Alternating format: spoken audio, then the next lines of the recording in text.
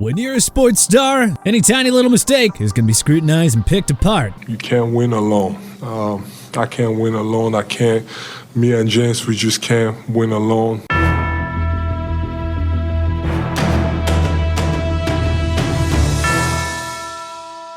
It's the harsh reality of being a star professional athlete. Here are 10 such athletes who are always unfairly receiving the blame for their team. Dak Prescott.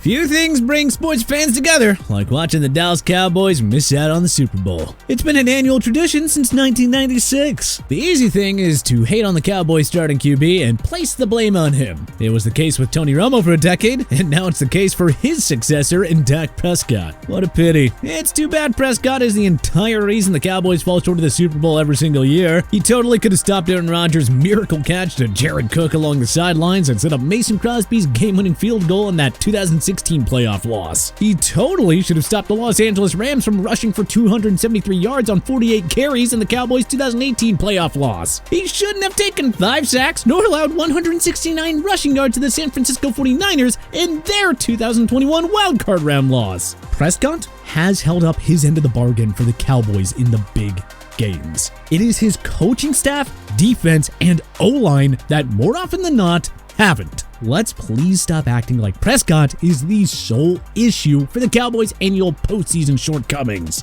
Joel Embiid.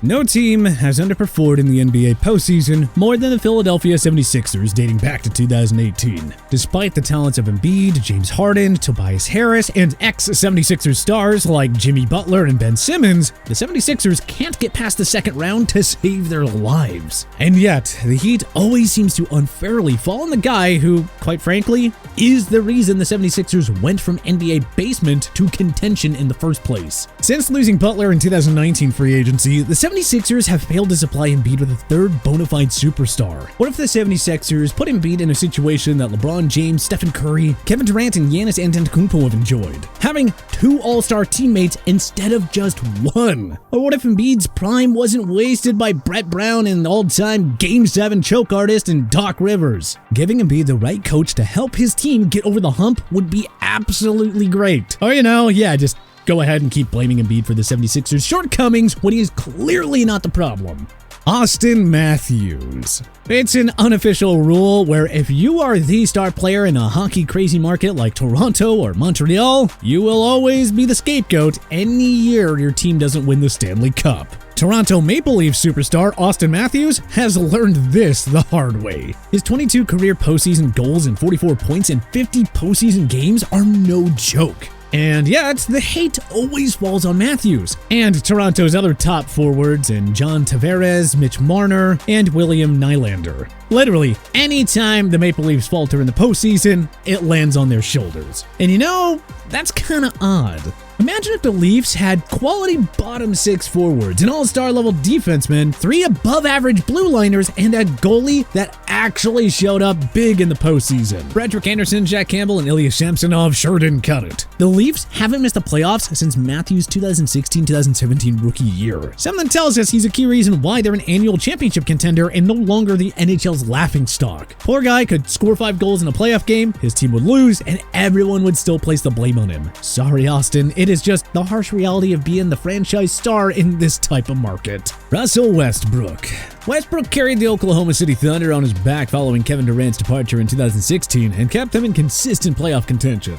Not his fault KD bailed and took the easy way to championship glory. Not his fault that despite a stellar 1-year run with James Harden together in Houston, the Rockets commenced a rebuild by dumping him to the Washington Wizards. Oh sure, just overlook that Westbrook carried an awful Wizards team to the postseason in his lone year there. And then be sure to hate on him for his disappointing run with the Los Angeles Lakers. Once Westbrook left the ball hog that is LeBron James, he found a nice new home with the Clippers and performed well as a third scoring option behind Kawhi Leonard and Paul George. Aside from his ugly 1.5-year run at the Lakers, Westbrook consistently performed and took his team, OKC, Houston, Washington, and the Clippers, to the postseason. To us, Russell Westbrook is the name of a winner.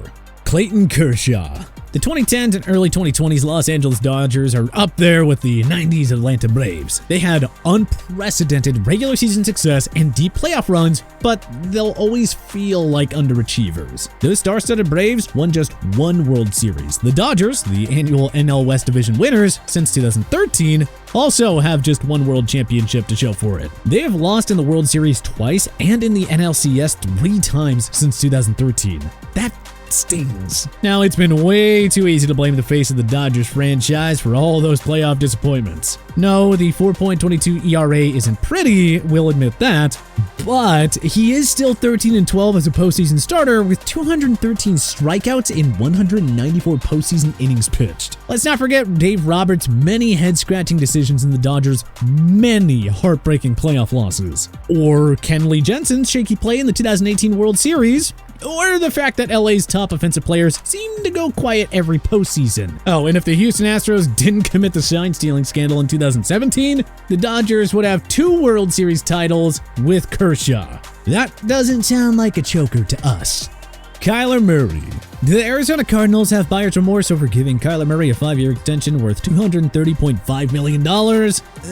Maybe, but that's not a reflection on him necessarily being the problem. The Cardinals were a joke when they took Murray first overall in 2019. He has been inconsistent, sure, but in 2 of his first 3 healthy seasons, Murray was a 2-time Pro Bowler who led Arizona to his first playoff berth in 6 years. Everyone knows about the Cardinals' late-season collapses under former head coach Cliff Kingsbury. And Murray's lackluster numbers when All-Pro wideout DeAndre Hopkins wasn't on the sidelines. I don't know, maybe put the blame for the Cardinals' annual second-half choke jobs on the coach? Oh, Murray isn't the same without Hopkins? Oh, okay, well, how many QBs were better without their top wideout again? And who knows, maybe the Cardinals should have helped Murray by finding him better receiver depth? Look, Arizona's O-line has been a mess since Murray broke into the league. Their defense, under Kingsbury, never finished top 10 in yards or points. Murray has been let down by inept coaching, ownership, and pathetic management since entering the NFL.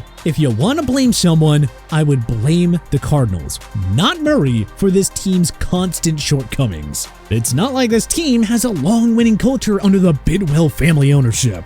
Paul George.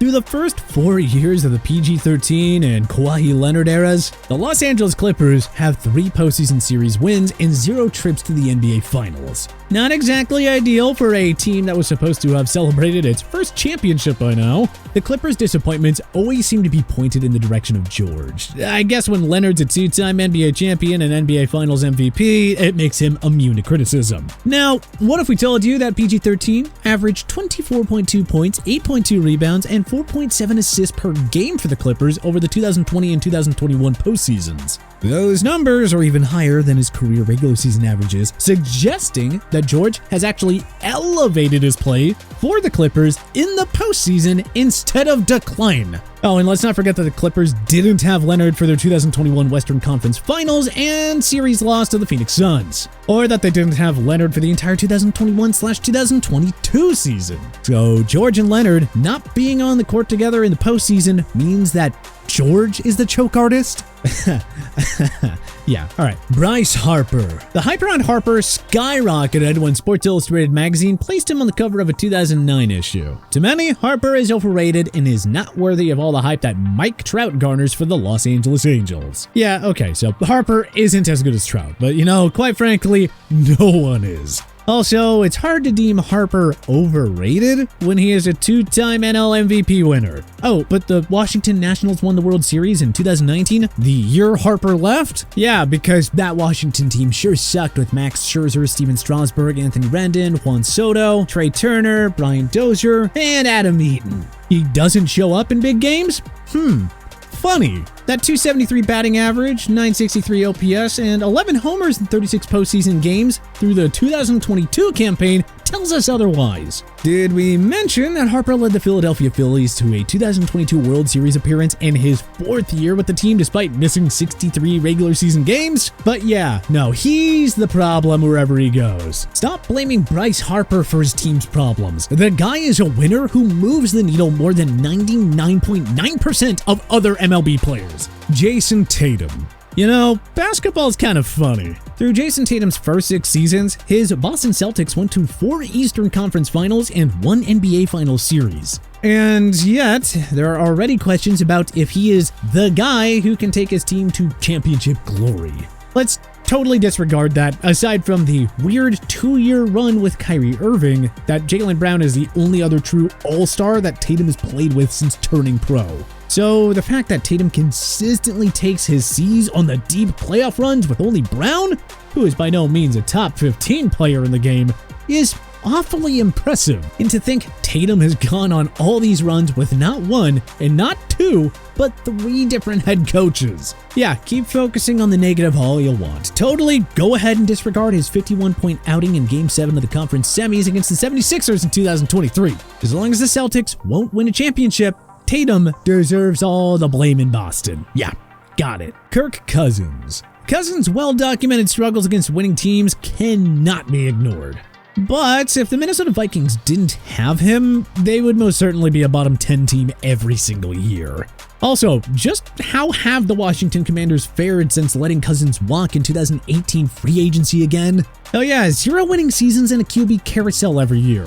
Unfortunately for Cousins, the Vikings D has ranked inside the bottom 10 over each of the last 3 years. Hey, shame on you, Kirk. Tisk tisk. Alright, maybe Cousins isn't an elite QB, but it is totally unfair to blame him for all the Vikings' problems. He has given this team true stability at QB for the first time in ages. The offense is always a top 10 unit. Give him a defense and just maybe the Vikings wouldn't consistently fall short in crunch time. But which other athletes always get unfairly blamed for their team's problems? Let us know in the comment section below. If you like this video and learned a thing or two, clicking the like button helps out a ton. And hey, we appreciate it. If this is your first time coming around to TPS though, subscribing is a great idea because we put out videos like this every single day. But as always, thanks for watching and we'll see you guys next time.